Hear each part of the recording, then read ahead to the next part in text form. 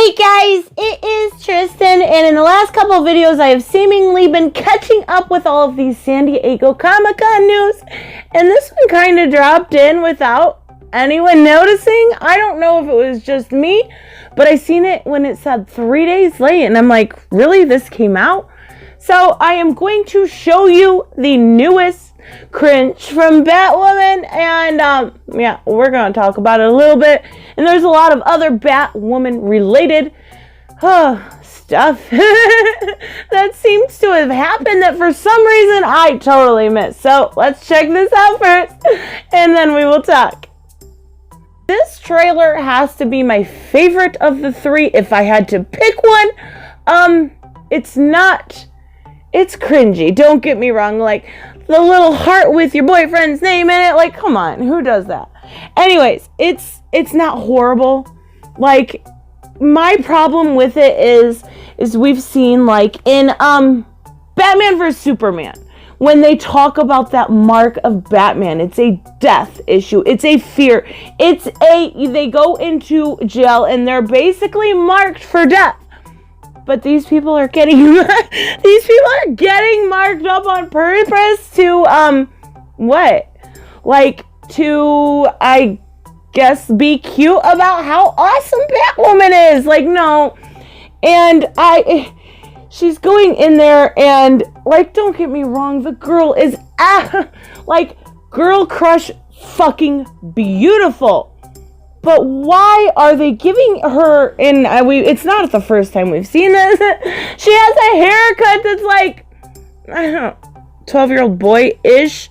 I don't know, I really don't hate this one. I just think it's full of just cringe, and they're doing very, very, they're pushing leaps and bounds, trying to make sure they fill that diversity quota. Like, I went through it just trying to find, like, a heterosexual couple, and there wasn't one. There was one I thought originally that was one. Turns out that was a dude. But I'm just saying, they're doing a very good job at showing that, you know, this show is going to just be just all sorts of gay. And I don't care. I really don't. It looks pretty mediocre.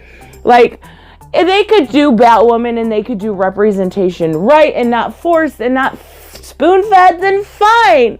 But this isn't it, CW. Like, we'll see. We'll see how long it lasts. I'm actually pretty curious to see if their giant virtue signal works. So, she did an Entertainment Weekly spread. And if you don't know, during San Diego Comic-Con, she was supposed to show up for, I'm assuming, the pilot airing that happened on Wednesday night.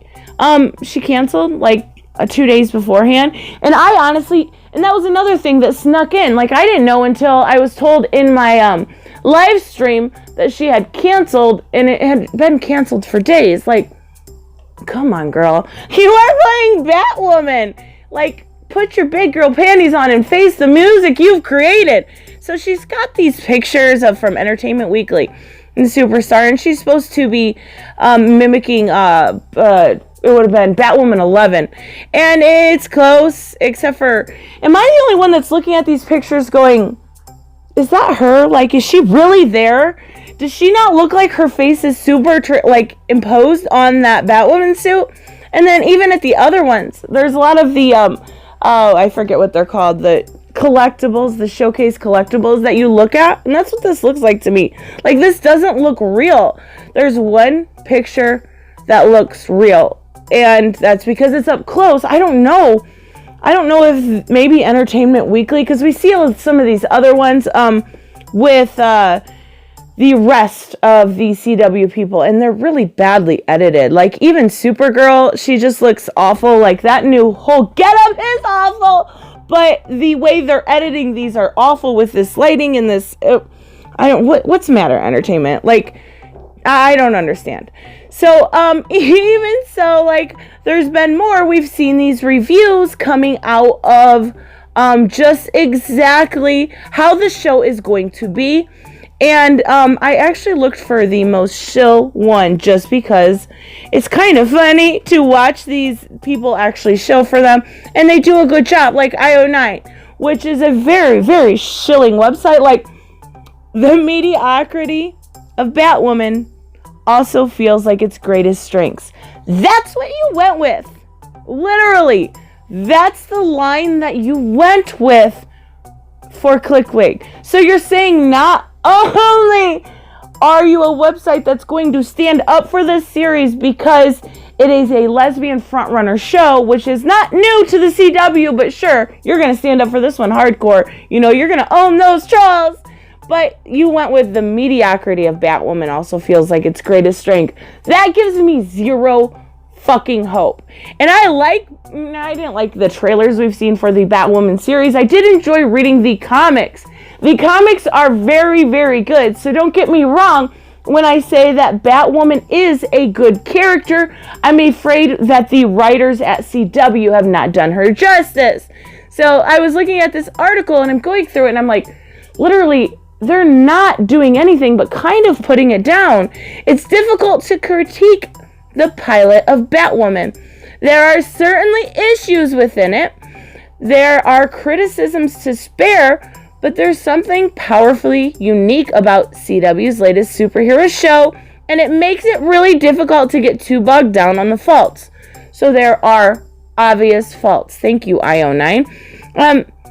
This is the first solo superhero series centered around queer characters. No. Black Canary is gay. And she is the front runner when it comes to that show. So, no. Anyways, makes it virtually important even if sometimes if we get caught up in its own mediocrity. Oh, Lord, that gives... Anyways, CW screened the pilot last night. See, I even missed this article. This must be from last Thursday. For an audience at San Diego Comic-Con, we've been through a rough cut of the same pilot, and it should be noted that some things like chunky edits in flight, weird musical cues, and clumsy effects could even be on the change. Well, we're going to see those things change. It doesn't come out till October, so I can't even fault them for that. It will be changed by the show premiere in CW later this year. We're still months away, blah, blah, blah. Yes. Those things are not an issue when it comes to a screening like this. You're going to expect that. That's nothing new.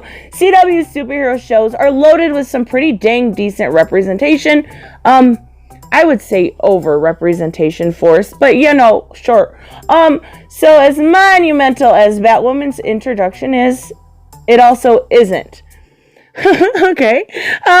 She's not the first gay superhero. She's not even the first lead gay superhero. But wait, I just read 2 paragraphs that she was the first. You know what? You can't write. She's not the first lead gay superhero. I just said that. Wow. She's not the first gay superhero who's in the titular character of her show, and that's splitting hairs when it comes to semantics. There is a lot. I remember watching Legends of Tomorrow, and that was even before I started to notice the culture war increase and stuff like that. So I'm sitting there watching it, and I absolutely adore the character that plays Captain Cold, but I'm watching it and I've read these comics for years and I'm like, what is happening with this character? I absolutely think you are an adorable man. I think you are super handsome, perfect for the part, but your character just got real weird real quick. And you also get why it's hard to really rag on this show too much. No, but you can be honest. But unfortunately, because the type of media that you are, the type of website you are, you will not. There it is, Kate Kane in full bat mask. God, let's hope so, because everything we've seen so far, she hasn't had that mask on. Breathless. Oh my God, this is about to get real weird. Breathless from an early attempt at Batwomaning. Holding another I feel like I should read this real dramatically. Holding another woman who she clearly is attracted to. And finding that attraction return. Eyes lock. I'm sorry. This is so bad. Lips are noted. The superheroes and their heroine are united. And the relationship revealed in... And it's 2 women. Duh! You just said holding another woman and it's 2 women. Come on. This writing is so bad. I'm sorry. That was just super dramatic. I can't even... Okay. The only good thing I have seen when it has come, goodish, depending on how it's taken, is as far as this show goes, it is revealed that we are going to get Hush as a main villain. We're going to get Tommy Elliott. And they've written him out of... I guess I shouldn't say that. We're not going to talk about that. Maybe if I do a Hush movie review, we'll talk about that. I almost spoiled the beans.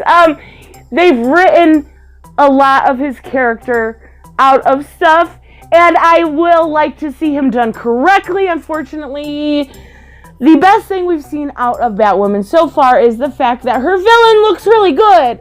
I forget the name of her. I want to call her Anita Sarkeesian, and I know that's not. I'll flash it on the screen while I edit.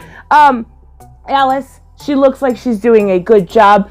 I think that they could do the same thing with Hush. He's always been a very good villain as far as the rogues are concerned. Do it correctly. If we see it done correctly, we are good. It's good. I will be happy. Unfortunately, I don't know how that will be. I don't know. Let me know what you guys think about all this Batwoman news, and I will see you in the next one. Bye-bye. Hey guys, if you want to help support the channel, don't forget to check out my links to my Patreon and Subscribestar in the description. And I want to give a huge shout out to my Patreons.